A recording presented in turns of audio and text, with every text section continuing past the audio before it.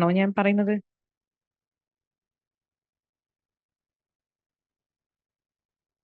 എല്ലാവർക്കും good evening. ഇന്നത്തെ സെഷനിൽ നമ്മൾ സോയിൽ കൺസർവേഷൻ ഡിപ്പാർട്ട്മെന്റിൽ സോയിൽ സർവേ ഓഫീസർ ഇന്റർവ്യൂവിന് വേണ്ടിയിട്ടുള്ള കുറച്ചൊരു പ്രിപ്പറേഷന്റെ ടോപ്പിക്സും അതുമായി ബന്ധപ്പെട്ടിട്ടുള്ള കുറച്ച് കാര്യങ്ങളൊക്കെയാണ് ഡിസ്കസ് ചെയ്യാൻ ഉദ്ദേശിക്കുന്നത്. എൻ്റെ പേര് അഖില. ഞാൻ KSCAT ബാങ്കിലെ അഗ്രികൾച്ചർ ഓഫീസറാണ്. അപ്പം ഇന്ന് നമ്മൾ സോയിൽ സർവേ ഓഫീസറുടെ ഫസ്റ്റ് നമ്മുടെ KSCAT ബാങ്കിന്റെ ഇന്റർവ്യൂ, എനിക്ക് തോന്നുന്നു രണ്ടിലും ഇന്റർവ്യൂവിലും കോമൺ ആയിട്ട് കുറച്ച് ആൾക്കാർ ക്ലാസ്സിലുണ്ടെന്ന് തോന്നുന്നു. സെയിം തന്നെയാണോ ആൾക്കാരെന്ന് എനിക്ക് അറിഞ്ഞൂടാ. എനിവേസ് അത് രണ്ടിന്റെയും രണ്ട് തരത്തിലുള്ള പ്രിപ്പറേഷൻ സ്ട്രാറ്റജിയാണ്. KSCAT ബാങ്കിനെ സംബന്ധിച്ചിടത്തോളം നമ്മൾ ഇന്നലെ സിമ്പിൾ ആയിട്ടുള്ള കുറെ കാര്യങ്ങൾ അതുമായി ബന്ധപ്പെട്ടിട്ടുള്ളതൊക്കെ നോക്കി. പക്ഷേ സോയിൽ കൺസർവേഷൻ ഡിപ്പാർട്ട്മെന്റിൽ നിന്ന് വരുന്ന സമയത്ത് അതിൽ സോയിൽ കൺസർവേഷൻ ഡിപ്പാർട്ട്മെന്റിലുള്ള ആൾ മാത്രമല്ല, യൂണിവേഴ്സിറ്റിയിൽ നിന്നൊക്കെ ആരെങ്കിലും ഉണ്ടാവും ഇന്റർവ്യൂ സെല്ലില്. സോ അത്യാവശ്യം ക്വസ്റ്റ്യൻസ് ഒക്കെ നല്ല രീതിയിൽ സിലബസ് കവർ ചെയ്തിട്ട് വൈഡ് ആയിട്ടൊക്കെ ചോദിക്കാനുള്ള ധാരാളം സാധ്യതകളുണ്ട്. പക്ഷെ എന്നിരുന്നാലും നമുക്ക് ഫുൾ സിലബസ് നമ്മൾ എക്സാമിന് പഠിച്ചിട്ട് പോണ പോലെ ഇന്റർവ്യൂവിന് പഠിച്ചിട്ട് പോയി കഴിഞ്ഞാൽ ഒരു ആൻസറിങ് അത്ര എളുപ്പമാവില്ല. നമ്മൾ അതിനകത്ത് തന്നെ മെയിൻ ആയിട്ട് പഠിക്കേണ്ട കുറച്ച് കാര്യങ്ങൾ നമ്മൾ പറയുന്ന രീതിയിൽ തന്നെ പഠിക്കാൻ ശ്രമിക്കണം. അപ്പൊ അതില് എനിക്ക് വെച്ചാൽ ഈ സോയിൽ കൺസർവേഷനുമായി ബന്ധപ്പെട്ടിട്ടുള്ള മെയിൻ ആയിട്ടുള്ള ഒരു 5 ടോപ്പിക്കുകൾ ഉണ്ട്. അതൊന്ന് നമ്മുടെ soil and water conservation methods ആണ്. അത് ഉറപ്പായും എന്തെങ്കിലും മെത്തേഡ്സ് ഒക്കെ ചോദിക്കാനുള്ള ധാരാളം സാധ്യതയുണ്ട്. പിന്നെ സോയിൽ ഇറോഷൻ കൺട്രോൾ മെത്തേഡ്സ്, അതുപോലെ സോയിൽ ഹെൽത്ത് മാനേജ്മെന്റ് സിസ്റ്റം, അതുപോലെ സസ്റ്റൈനബിൾ അഗ്രികൾച്ചർ എന്നുള്ള ടേം, അതുപോലെ വാട്ടർ ഷെഡ് മാനേജ്മെന്റ്. ഈ ഒരു 5 ടോപ്പിക്കുമായി ബന്ധപ്പെട്ടിട്ട് നിങ്ങൾക്ക് എന്തൊക്കെ ഇൻഫർമേഷൻ ഏകദേശം ഒരു വൈഡ് ആയിട്ട് കവർ ചെയ്യണം എന്നല്ല, ബേസിക് ആയിട്ടുള്ള ഒരു ഇൻഫർമേഷൻ അറ്റ്ലീസ്റ്റ് അതിന്റെ ഇപ്പൊ സോയിൽ കൺസർവേഷൻ മെത്തേഡ്സ് എന്ന് പറയുമ്പോൾ കുറച്ചൊരു അതിന്റെ ഓരോ മെത്തേഡ്സും അതിന്റെ ആ ഒരു ഹെഡിങ്ങും 1 or 2 ലൈൻ അബൌട്ട് ദാറ്റ് നിങ്ങൾ ചോദിച്ചു കഴിഞ്ഞാൽ ഇത് ഇന്നതാണെന്ന് പറയാനായിട്ട് അറിയണം. അങ്ങനെ അങ്ങനത്തെ ഉള്ള ഒരു ലെവലിൽ അതിനെപ്പറ്റി പ്രിപ്പയർ ചെയ്ത് വെക്കാം. സസ്റ്റൈനബിൾ അഗ്രികൾച്ചർ എപ്പോഴും ഈ സോയിലുമായി ബന്ധപ്പെട്ടിട്ടുള്ള ടോപ്പിക്കിൽ എപ്പോഴും ചോദിക്കുന്ന ഒരു ക്വസ്റ്റ്യൻ ആണ്. ഈ സസ്റ്റൈനബിൾ അഗ്രികൾച്ചർ എന്താണ്, അത് എന്തിനു വേണ്ടിയിട്ടാണ് അത് വേണ്ടത് എന്നുള്ളതൊക്കെ. അപ്പൊ ഇതുമായി ബന്ധപ്പെട്ടിട്ടൊക്കെ ഞാൻ കുറച്ച് നമ്മുടെ കേരള കർഷകരിൽ തന്നെ നല്ല ആർട്ടിക്കിൾസ് ഒക്കെ മുന്നേ വന്നിട്ടുണ്ട്. അപ്പൊ അത് അങ്ങനത്തെ കുറച്ച് ആർട്ടിക്കിൾസ് ജസ്റ്റ് ഷെയർ ചെയ്യാം. അത് നിങ്ങൾ ഒരു തവണ വെറുതെ വായിച്ചാൽ നിങ്ങൾക്ക് നല്ല ഈസി ആയിട്ട് മനസ്സിലാവും. മലയാളത്തിലുള്ള ആർട്ടിക്കിൾ ആണ്. ബട്ട് ഇന്ന് നമ്മളത് ചിലപ്പം അവർ ചോദിക്കുന്നത് ഇംഗ്ലീഷിലാണെങ്കിലും മലയാളത്തിലും ഒക്കെ നമുക്ക് ആൻസർ ചെയ്യാനുള്ള ഒരു ഇത് തരും, അവരൊരു പ്ലാറ്റ്ഫോം തരും. സോ അതുകൊണ്ട് ഇത് നിങ്ങൾ വായിച്ചിട്ട് പോയാൽ നിങ്ങൾക്ക് നല്ല യൂസ്ഫുൾ ആയിരിക്കും. അത് കുറെ കാര്യങ്ങളൊക്കെ അതിനകത്തുനിന്ന് നിങ്ങൾക്ക് പറയാനൊക്കെ കിട്ടും. ഓക്കെ, അങ്ങനെ കുറച്ച് കാര്യങ്ങൾ ഷെയർ ചെയ്യാം. അത് നിങ്ങൾ ഒരു പ്രാവശ്യം ജസ്റ്റ് ഒന്ന് വായിച്ചിട്ട് പോകണം. പിന്നെ സോയിൽ ഇറോഷൻ കൺട്രോൾ മെത്തേഡ്സും നമ്മൾ ജനറൽ ആയിട്ട് നമ്മൾ പഠിക്കുന്നത് തന്നെ, സിലബസിനകത്ത് പഠിക്കുന്ന കൺട്രോൾ മെത്തേഡ്സ് തന്നെ.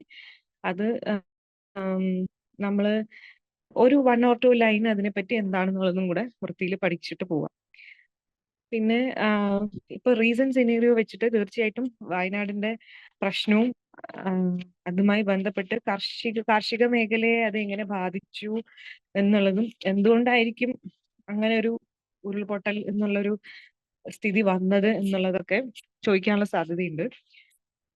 അതിനെക്കുറിച്ചും നിങ്ങൾ ലേറ്റസ്റ്റ് ആയിട്ടുള്ള വന്നിട്ടുള്ള ആർട്ടിക്കിൾസ് എനിക്ക് തോന്നുന്നു അത് പലതരത്തിൽ പല ന്യൂസ് പേപ്പറിലായിട്ട് പലതരത്തിലൊക്കെ വന്നിട്ടുണ്ടാവും. പക്ഷെ അങ്ങനെയുള്ള ആർട്ടിക്കിൾസ് പോലും നിങ്ങൾ കുറച്ച് സ്റ്റാൻഡേർഡ് ആയിട്ടുള്ള ഏതെങ്കിലും ജേർണൽസിൽ നിന്ന് ആർട്ടിക്കിൾസ് കളക്ട് ചെയ്തിട്ട് പഠിക്കുക, അതിനെപ്പറ്റി മനസ്സിലാക്കാൻ ശ്രമിക്കുക. അല്ലെങ്കിൽ ദ ഹിന്ദു അല്ലെങ്കിൽ ടൈംസ് ഓഫ് ഇന്ത്യ അങ്ങനെയുള്ള ന്യൂസ് പേപ്പേഴ്സിലൊക്കെ വന്നിട്ടുള്ള ആർട്ടിക്കിൾസ് കളക്ട് ചെയ്തിട്ട് എന്താണെന്നുള്ള ബേസിക് ആയിട്ടുള്ള കാര്യം മനസ്സിലാക്കി വെക്കുക. ഇപ്പോ ഞാനത് പറഞ്ഞാൽ വിശ്വസിക്കുമെന്ന് അറിയില്ല, 2022 ജൂണിലെ ഒരു കേരള കർഷകൻ എൻ്റെ കയ്യിൽ ഇരിക്കുന്നുണ്ട്. അതിൽ കൃഷിയും പരിസ്ഥിതിയും എന്നായിരുന്നു ആ ഒരു കേരള കർഷകന്റെ ബേസിക് ആയിട്ടുള്ള ഒരു ടോപ്പിക്. അതിൽ ഈ വയനാടില് ഉരുൾപൊട്ടൽ വരാൻ ഒരു സാധ്യതയുള്ളതിനെ പറ്റിയിട്ടും അതിന്റെ അപ്പൊ അവിടെ റബ്ബർ കൃഷിയിലെ അത് എങ്ങനെ ബാധിക്കും, അതിന് എടുക്കേണ്ട മുൻകരുതലുകൾ എന്തൊക്കെയാണെന്നുള്ളൊരു ടോപ്പിക് പോലും ഇതിനകത്ത് ഡിസ്കസ് ചെയ്തിട്ടുണ്ട്. അപ്പൊ ഇതൊക്കെ ഫോർസീൻ ആയിരുന്നു എന്ന് വേണമെങ്കിൽ സത്യത്തിൽ പറയാം. അപ്പം ആ ഒരു പെർട്ടിക്കുലർ ഈ കേരള കർഷകന്റെ ഇഷ്യൂ ഭയങ്കര രസമായിട്ടുള്ളൊരു ഇഷ്യൂ ആണ്. കാരണം ഈ ഈ ഒരു പർട്ടിക്കുലർ ഇഷ്യൂവിനകത്ത് നല്ലോണം ഈ നമ്മുടെ ഇന്റർവ്യൂവിന് ചോദിക്കാൻ സാധ്യതയുള്ള ഒരുപാട് ടോപ്പിക്സ് ഇതിനകത്ത് കവർ ചെയ്തിട്ടുണ്ട്. അപ്പോൾ ഇത് നിങ്ങൾക്ക് കളക്ട് ചെയ്യാൻ പറ്റുമെങ്കിൽ നിങ്ങൾ കളക്ട് ചെയ്യുക. അല്ലെങ്കിൽ ഞാൻ ഇതിനകത്ത് മേജർ ആയിട്ടുള്ള ടോപ്പിക്സ് എല്ലാം ഒരു പിക്ചർ എടുത്തിട്ട് ഗ്രൂപ്പിനകത്ത് ഷെയർ ചെയ്യാം. നിങ്ങളുടെ അത് ഷെയർ ചെയ്യാം. അത് നിങ്ങൾ ഒന്ന് വായിച്ചു വിടണം. 2022 ജൂൺ മാസത്തിലെയാണ് ഞാൻ പറയുന്ന എഡിഷൻ കേട്ടോ. അത് നല്ലൊരു എഡിഷൻ ആയിരുന്നു അത്.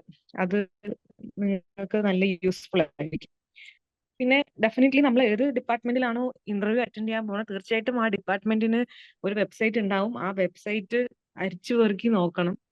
കാരണം സോയിലിന്റെ വെബ്സൈറ്റ് നല്ല രസമായിട്ട് അതിനകത്ത് ഒരുപാട് കാര്യങ്ങൾ ഡിസ്കസ് ചെയ്തിട്ടുണ്ട്. നമ്മുടെ സോയിൽ ടൈപ്സ് അങ്ങനത്തെ പിന്നെ സോയിലിലെ പ്രസന്റ്ലി ഉള്ള പ്രൊജക്ട്സ് അങ്ങനത്തെ കാര്യങ്ങളൊക്കെ ആ ഒരു സൈറ്റിനകത്ത് നിങ്ങൾക്ക് കിട്ടും. സൈറ്റിന്റെ ലിങ്കും വേണമെങ്കിൽ ഞാൻ ഷെയർ ചെയ്യാം. അപ്പൊ ആ സൈറ്റിനകത്ത് എല്ലാ ഹെഡിങ്സും നിങ്ങൾ ഒന്നെന്നില്ല എല്ലാം കാണാണ്ട് പഠിക്കണം എന്നല്ല പറയുന്നത്. ഓരോ ഹെഡിങ്സിനകത്ത് അതിനകത്ത് എന്തൊക്കെയാണ് ഡിസ്കസ് ചെയ്തിരിക്കുന്നത് അങ്ങനെയുള്ള കാര്യങ്ങൾ ജസ്റ്റ് ഒന്ന് മനസ്സിലാക്കി വെക്കണം.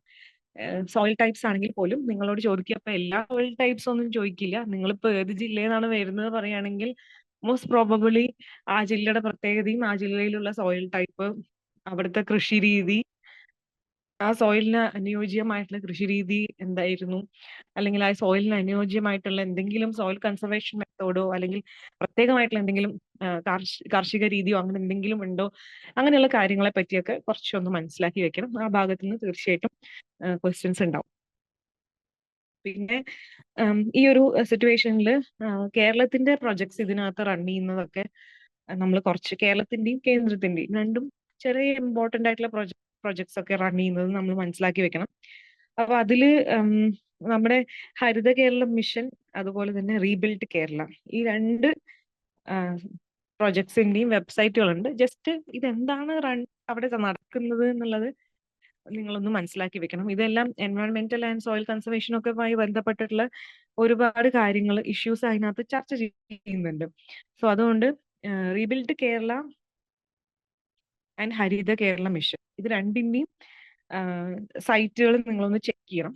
എന്താണ് ആ പ്രൊജക്ടിനകത്ത് സോയിൽ കൺസർവേഷനുമായി ബന്ധപ്പെട്ടിട്ട് അല്ലെങ്കിൽ എൻവയോൺമെന്റൽ കൺസർവേഷനുമായിട്ട് ബന്ധപ്പെട്ടിട്ട് എന്തൊക്കെയാണ് അതിനകത്ത് ചെയ്യുന്നത് എന്നുള്ളത് ജസ്റ്റ് മനസ്സിലാക്കി വെക്കുക. പിന്നെ അതുപോലെ നമ്മൾ സെൻട്രൽ സ്കീംസ് നിങ്ങൾ നോക്കുന്ന സമയത്ത് സെൻട്രൽ സ്കീംസിൽ ഇവിടെ സ്റ്റേറ്റ് ലെവലിൽ റൺ ചെയ്തിട്ട് പോകുന്ന ഒരു മൂന്ന് കാര്യങ്ങളുണ്ട്.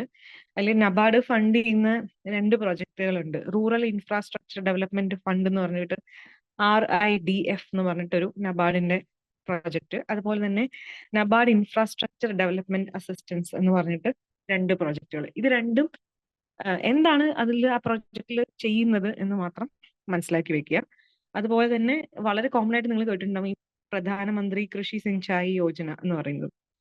അപ്പൊ അതും ആ ഒരു ടോപ്പിക്കിലും ജസ്റ്റ് എന്താണ് ആ സ്കീമോട് ഉദ്ദേശിക്കുന്നതെന്ന് മനസ്സിലാക്കി വെക്കുക. ഇപ്പൊ സപ്പോസ് നിങ്ങളോട് ചോദിക്കുകയാണ് എന്തെങ്കിലും സെൻട്രലൈസ്ഡ് സ്കീംസ് അല്ലെങ്കിൽ സ്റ്റേറ്റ് ലെവലിൽ എന്തെങ്കിലും സ്കീംസ് ഒക്കെ റൺ ആവുന്നുണ്ടോ, എന്താണ് നമ്മൾ അതിനകത്ത് ചെയ്യുന്നത് എന്നൊക്കെ ചോദിച്ചു കഴിഞ്ഞാൽ നിങ്ങൾക്ക് 1 or 2 സ്കീംസ് പറഞ്ഞ് എൻലിസ്റ്റ് ചെയ്യാൻ അറിയണം. അപ്പൊ അതിലകത്ത് എന്താ ചെയ്യുന്നതെന്ന് ചോദിച്ചു കഴിഞ്ഞാൽ അതൊരു 1 സെന്റൻസിൽ പ്രസന്റ് ചെയ്യാൻ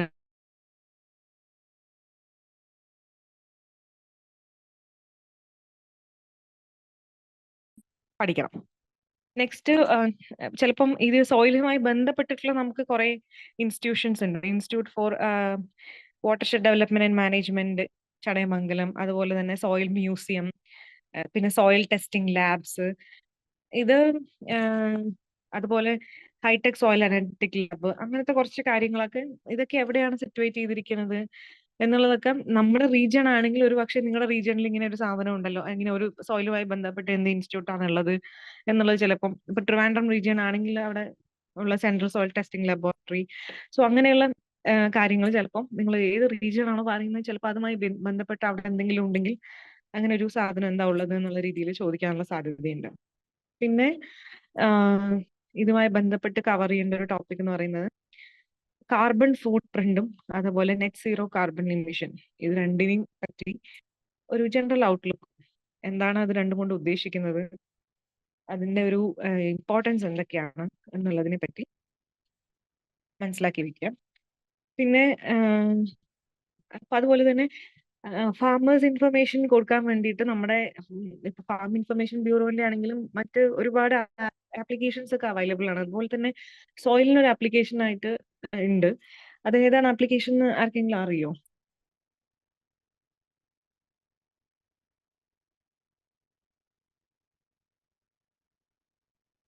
ഫാമേഴ്സ് ഇൻഫർമേഷൻ കൊടുക്കാൻ വേണ്ടിയിട്ട് പ്രത്യേകമായിട്ട് ഈ സോയിൽ റിലേറ്റഡ് ആയിട്ടുള്ള ഇൻഫർമേഷൻ കൊടുക്കാൻ വേണ്ടിയിട്ട് ഒരു ആപ്ലിക്കേഷൻ ഉണ്ട്.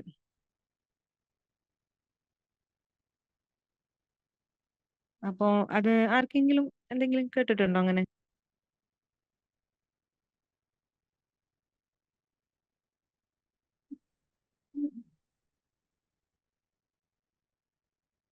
ആരെങ്കിലും പറയാൻ ശ്രമിക്കുന്നു, എനിക്ക് കേൾക്കുന്നില്ല കേട്ടോ. ഓക്കെ, മണ്ണ് എന്ന് പറഞ്ഞിട്ടൊരു ആപ്ലിക്കേഷൻ ഉണ്ട്. നിങ്ങൾ ആ ആപ്ലിക്കേഷൻ ജസ്റ്റ് ഒന്ന് ഡൗൺലോഡ് ചെയ്ത് വെക്കുക. അത് എന്താണ് നമ്മുടെ സാധാരണ പ്ലേ സ്റ്റോറിൽ പോയിട്ട് MANNU, അതാണ് ഒരു സോയിൽ ആപ്ലിക്കേഷൻ ആണ്, സോയിൽ റിലേറ്റഡ് ആയിട്ടുള്ള ആപ്ലിക്കേഷൻ ആണ്. അപ്പൊ ജസ്റ്റ് നിങ്ങൾ ആപ്ലിക്കേഷൻ എടുത്തു കഴിഞ്ഞ് നോക്കി കഴിഞ്ഞാൽ അതും നല്ല രസമായിട്ട് ഒരുപാട് കാര്യങ്ങൾ അതിനകത്ത് ഇങ്ങനെ വെറുതെ വായിച്ചു പോവാന്നുള്ള രീതിയിൽ നിങ്ങൾക്ക് അതിനകത്ത് കിട്ടും. അത് ഒരു ഫാമേഴ്സിന് ഇൻഫർമേഷൻ കൊടുക്കാൻ വേണ്ടിയിട്ടും അവരെ ഹെൽപ്പ് ചെയ്യാൻ വേണ്ടിയിട്ടും ഉണ്ടാക്കിയിട്ടുള്ള ഒരു ഡെവലപ്പ് ചെയ്തിട്ടുള്ള ഒരു ആപ്ലിക്കേഷൻ ആണ്. അത് നമുക്കും ഇങ്ങനത്തെ ഉള്ള ഇന്റർവ്യൂസിനൊക്കെ പോകുന്ന സമയത്ത് ഒരു ജസ്റ്റ് ഒരു ഹാൻഡ് ബുക്ക് എന്നുള്ള രീതിയിൽ യൂസ് ചെയ്തിട്ട് ഒരുപാട് കാര്യങ്ങൾ അതിനകത്ത് നിന്ന് മനസ്സിലാക്കാനായിട്ട് പറ്റും. ഈ ഒരു ആസ്പെക്ട്സിലൊക്കെ കുറച്ച് പ്രിപ്പയർ ചെയ്യാം. പിന്നെ ആർക്കെങ്കിലും ഇതുമായി ബന്ധപ്പെട്ട് എന്തെങ്കിലും പുസ്തകങ്ങളൊക്കെ വായിക്കണം എന്ന് ഇൻട്രസ്റ്റ് ഉണ്ടെങ്കിൽ എനിക്ക് ജനറൽ ആയിട്ട് വളരെ സിമ്പിൾ ആയിട്ടും പറഞ്ഞിട്ടുള്ള ഒരു പുസ്തകമാണ് മണ്ണും ജലവും എന്ന് പറഞ്ഞിട്ട് പ്രൊഫസർ ഡോക്ടർ ജോർജ് തോമസ് സാറുടെ ഒരു പുസ്തകമുണ്ട്. അത് നമ്മുടെ കേരള ശാസ്ത്ര സാഹിത്യ പരിഷത്ത് അവര് ഇറക്കിയിട്ടുള്ള ഒരു പുസ്തകം, അവിടുന്ന് വന്നിട്ടുള്ള ഒരു പുസ്തകമാണ് അത്. എനിക്കറിയില്ല ഇനിയിപ്പോ ഇത് എന്റെ interview, soil survey officer interview എപ്പോഴാണ് ഷെഡ്യൂൾ ചെയ്തിരിക്കുന്നത്, എനിക്ക് അതിന്റെ ഡേറ്റ് അറിഞ്ഞൂടാ. ആരെങ്കിലും ഒന്ന് പറയാവോ?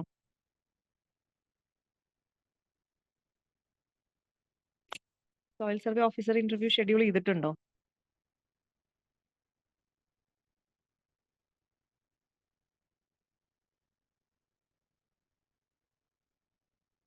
ആരെങ്കിലും ചാറ്റ് ബോക്സിൽ ഒന്ന് പറഞ്ഞാൽ നന്നായിരുന്നു.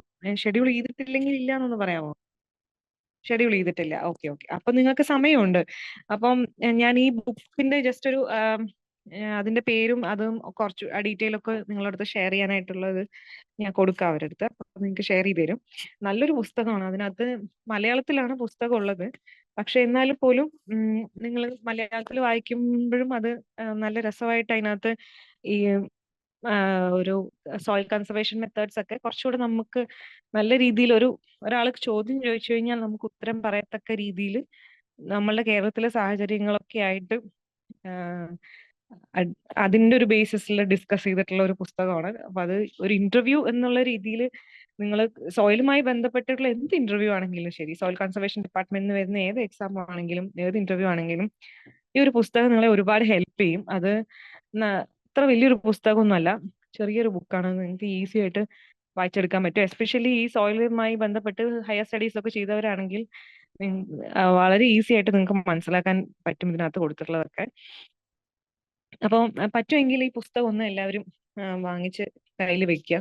കാരണം അതല്ലെങ്കിലും എല്ലാ കാലത്തും ഭയങ്കര റെലവെന്റ് ആയിട്ടുള്ള കാര്യങ്ങളാണ് അതിനകത്ത് ഡിസ്കസ് ചെയ്തിട്ടുള്ള. ഔട്ട്ഡേറ്റഡ് ആയിട്ട് പോവാനുള്ള ടോപ്പിക്കുകളൊന്നും അതിനകത്ത് ഇല്ല. അപ്പൊ അത് ഒന്ന് എല്ലാവരും പഠിച്ചു വെക്കാം.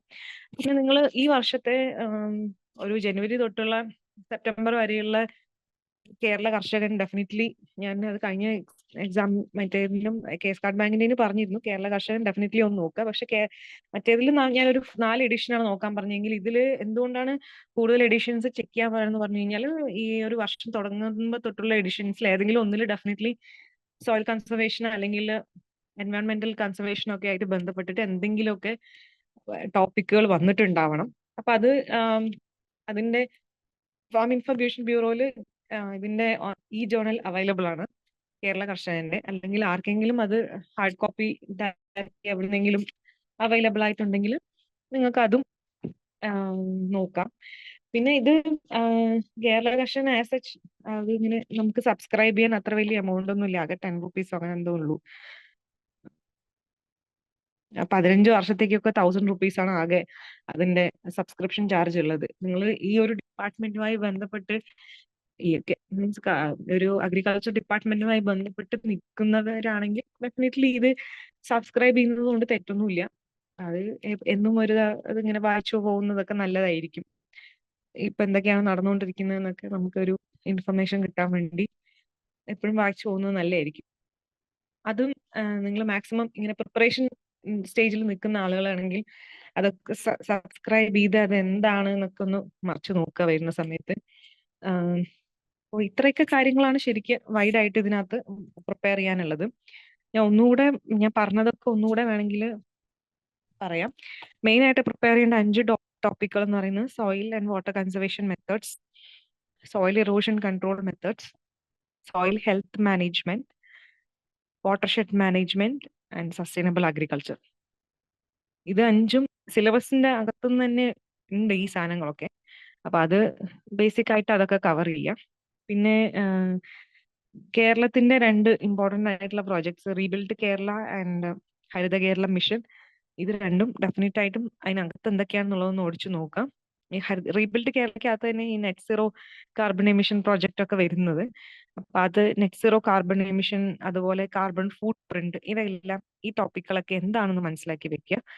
ദെൻ നാഷണലൈസ്ഡ് സ്കീംസ് ഒക്കെ ആണെങ്കിൽ RIDF, that is rural infrastructure development fund, അതുപോലെ NABARD infrastructure development assistance NIDA, അതുപോലെ പ്രധാനമന്ത്രി കൃഷി സിഞ്ചായി യോജന PMKSY, ഇത് 3ഉം എന്താണെന്ന് മനസ്സിലാക്കി വെക്കുക. കേരളത്തിന്റെ സോയിലുമായി ബന്ധപ്പെട്ടിട്ടുള്ള കുറച്ച് ഇൻസ്റ്റിറ്റ്യൂഷൻസ് ഉണ്ട്. അത് നിങ്ങൾക്ക് ഡിപ്പാർട്ട്മെന്റ് ഓഫ് സോയിൽ കൺസർവേഷൻ എന്ന് വെറുതെ ഗൂഗിൾ ചെയ്ത് കഴിഞ്ഞാൽ അതിന്റെ വെബ്സൈറ്റ് കിട്ടും. ലിങ്ക് അല്ലെങ്കിലും ഷെയർ ചെയ്യാം. അതിന്റെ ഇംഗ്ലീഷ് വെബ്സൈറ്റ് ഉണ്ട്. നമ്മൾ ചിലപ്പോൾ സെർച്ച് ചെയ്യുമ്പോൾ എനിക്ക് തോന്നുന്നു മലയാളം വെബ്സൈറ്റ് ആണ് വരിക തോന്നുന്നു. പക്ഷെ അതിന്റെ ഇംഗ്ലീഷ് വെബ്സൈറ്റ് ഉണ്ട്. അതിൽ നിങ്ങൾക്ക് അതിനകത്ത് എന്തൊക്കെ ഹെഡിങ്സ് ഉണ്ടോ അതൊക്കെ ഒന്ന് അതിനകത്ത് ഉള്ളിലൊന്ന് പോയിട്ട് എന്താണ് അതിനകത്ത് ഉള്ളത് എന്നുള്ളത് ജസ്റ്റ് ഒന്ന് മനസ്സിലാക്കി വെക്കാം. പിന്നെ അതുപോലെ soil museum, soil testing labs, അതുപോലെ hi tech soil analysis lab, analytical lab, അങ്ങനെയുള്ള സംഭവങ്ങളൊക്കെ ഇതൊക്കെ എവിടെയാ ലൊക്കേറ്റ് ചെയ്തിരിക്കുന്നത്, ഇതെന്താ അവിടെ ചെയ്യുന്നതെന്ന് മാത്രം മനസ്സിലാക്കി വെക്കുക.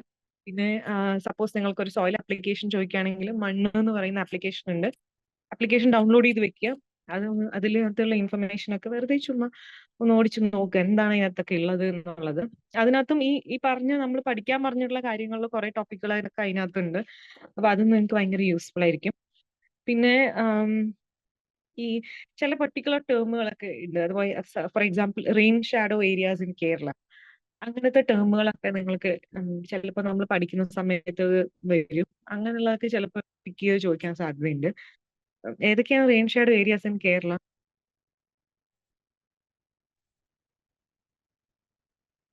ആരെങ്കിലും ഒന്ന് ചാറ്റ് ബോക്സിൽ പറയാമോ?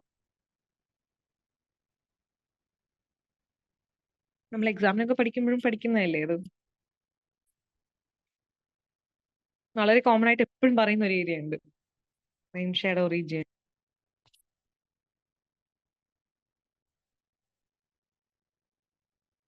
പട്ടാമ്പി റെയിൻ ഷാഡോ റീജിയൻ ആയിട്ട് പറയുന്നുണ്ടോ? ഞാൻ അങ്ങനെ കേട്ടിട്ടില്ല അതുവരെ.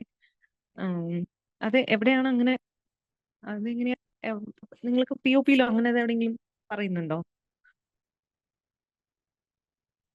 എനിക്കത് അത്ര അറിയില്ല കേട്ടോ. ഞാൻ പട്ടാമ്പി ഇതുവരെ കേട്ടിട്ടില്ല അങ്ങനെ റെയിൻ ഷാഡോ റീജിയൻ ആയിട്ട്. ഞാൻ യൂഷ്വലി ഇന്റർവ്യൂസിനൊക്കെ പോകുമ്പോൾ അവർ പറയുന്ന ചിന്നാർ ഭാഗം, ഇടുക്കിയിലെ ചിന്നാർ എന്ന് പറയുന്ന ഏരിയ, അതുപോലെ പാലക്കാട് ജില്ലയിലെ ചിറ്റൂർ താലൂക്കില് കുറച്ച് 2-3-4 സ്ഥലങ്ങളുണ്ട്. അതിൽ ചിറ്റൂർ താലൂക്ക് എന്ന് പഠിച്ചാലും മതി. അതുപോലെ ഇടുക്കിയിലെ കുറച്ച് സ്ഥലങ്ങൾ, വേറെ മുള്ളംകൊല്ലി, അങ്ങനത്തെ കുറച്ച് സ്ഥലങ്ങളൊക്കെ പറയുന്നുണ്ട്. അപ്പൊ just 1 or 2 rain shadow regions ഒക്കെ നിങ്ങൾ മനസ്സിലാക്കി വെക്കുക. പിന്നെ നിങ്ങൾ ഏത് ജില്ലയിൽ നിന്നാണോ വരുന്ന ആ ജില്ലയെ പറ്റി, അവിടുത്തെ സോയിൽ എന്താണ്, അവിടുത്തെ മെയിൻ ആയിട്ടുള്ള ക്രോപ്പ് എന്താണ്, ആ ക്രോപ്പിന് ചെയ്യുന്ന കൃഷി രീതികൾ എന്തൊക്കെയാണ്, ആ കൃഷി രീതികളിൽ എന്തെങ്കിലും സോയിലിനെ ബാധിക്കുന്ന എന്തെങ്കിലും മെത്തേഡ്സ് ഉണ്ടോ, അങ്ങനെയുള്ളതെല്ലാം നിങ്ങൾ മനസ്സിലാക്കി വെക്കുക. പിന്നെ ഡെഫിനറ്റ്ലി വളരെ റീസെന്റ് ആയിട്ടുള്ള നടന്നിട്ടുള്ള സംഭവം ആയതുകൊണ്ട് നമ്മുടെ വയനാടിലെ ഉരുൾപൊട്ടലുമായി ബന്ധപ്പെട്ട് കുറച്ച് കാര്യങ്ങളൊക്കെ ചോദിക്കാൻ സാധ്യതയുണ്ട്. അപ്പോൾ അത് ഏതെങ്കിലും നല്ല ന്യൂസ് പേപ്പർ ഡെയിലിന്ന് അതിനെക്കുറിച്ചുള്ള ഒരു ആർട്ടിക്കിൾ വൈ ദിസ് ഹാപ്പൻഡ്, എന്താണ് അതിന്റെ റീസൺ എന്നുള്ളത് മനസ്സിലാക്കി വെക്കാം. അതിനെക്കുറിച്ച് ഒന്ന് രണ്ട് ചെറിയ ആർട്ടിക്കിൾ ഞാനും ഷെയർ ചെയ്യാം. അതൊക്കെ ഒന്ന് ജസ്റ്റ് റീഡ് ചെയ്ത് വെക്കാം. പിന്നെ ഇൻട്രസ്റ്റഡ് ആയിട്ടുള്ള ആളുകൾക്ക് മറ്റേ മണ്ണും ജലവും എന്ന് പറഞ്ഞിട്ടുള്ള പുസ്തകം വാങ്ങിക്കാം. അത് ജസ്റ്റ് ഒരു ഹാൻഡ് ബുക്ക് എന്നുള്ള രീതിയിൽ വെറുതെ വായിക്കാം.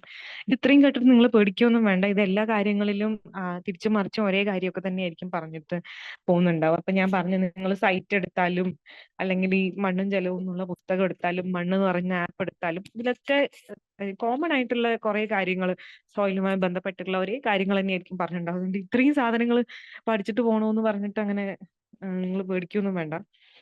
ഞാൻ ജസ്റ്റ് ഇത് നമുക്ക് സോഴ്സ് കുറെ എണ്ണം ഉണ്ടെങ്കിൽ നമ്മൾ എൻലിസ്റ്റ് ചെയ്ത് കഴിഞ്ഞാൽ നമുക്ക് ഏതെങ്കിലും ഒരു സോഴ്സെങ്കിലും കവർ ചെയ്ത് പോകാനുള്ള ഒരു സമയം ഡെഫിനറ്റ്ലി ഉണ്ട്. അപ്പൊ അതുകൊണ്ടാണ് ഇത്രയും കാര്യങ്ങളൊക്കെ എൻലിസ്റ്റ് ചെയ്ത്. അപ്പൊ നിങ്ങൾക്ക് ഏതാണ് കംഫർട്ടബിൾ, ഏത് വായിക്കുമ്പോഴാണ് നിങ്ങൾക്ക് എല്ലാം മനസ്സിലാവുന്നത്, അത് നിങ്ങൾക്ക് ഫോളോ ചെയ്യാം. ആ ആദ്യം പറഞ്ഞിട്ടുള്ള 5 ടോപ്പിക്കുകളെ പറ്റി ഒരു ഒരു മിനിമം ധാരണ വെക്കുന്നത് നല്ലതായിരിക്കും. ഇനി നിങ്ങൾക്ക് എന്തെങ്കിലും ഇതല്ലാതെ എന്തെങ്കിലും പ്രത്യേകമായിട്ട് ചോദിക്കാനുണ്ടെങ്കിൽ നിങ്ങൾക്ക് ചോദിക്കാം.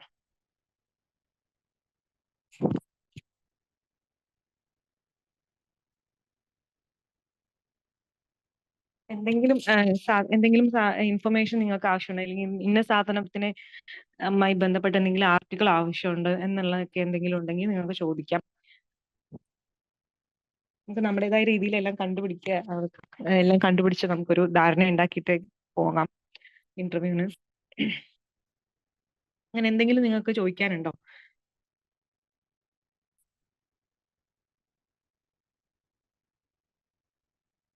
പറഞ്ഞ കാര്യങ്ങൾ എന്തെങ്കിലും ക്ലാരിറ്റി ഇല്ലാത്തതുണ്ടെങ്കിൽ അതും നിങ്ങൾക്ക് ചോദിക്കാം. ഇന്ന ഇന്ന കാര്യം പറഞ്ഞതിൽ ക്ലാരിറ്റി ഇല്ല, അങ്ങനെ എന്തെങ്കിലും ഉണ്ടെങ്കിൽ ചോദിക്കാം.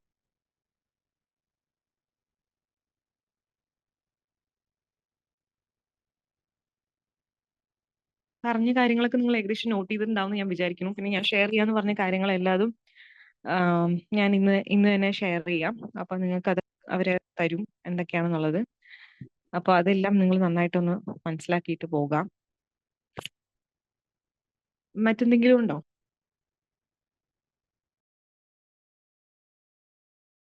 മറ്റൊന്നുമില്ലെങ്കിൽ നമുക്കെന്നാ ഇന്നത്തെ സെഷൻ വൈൻഡപ്പ് ചെയ്യാം.